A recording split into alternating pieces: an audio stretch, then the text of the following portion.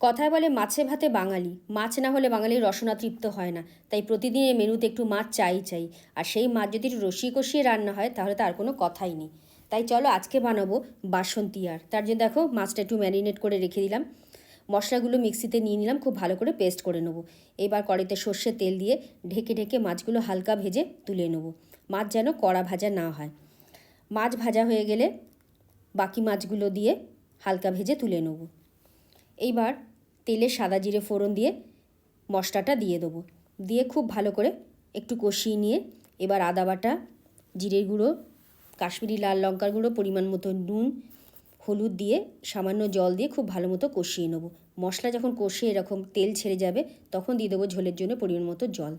খুন্তি চালিয়ে একবার সব কিছু খুব ভালো মতো মিশিয়ে নেব। ঝোল ফুটে উঠলে দিয়ে দেবো ভাজা মাছ আর কয়েকটা চেরা কাঁচা লঙ্কা।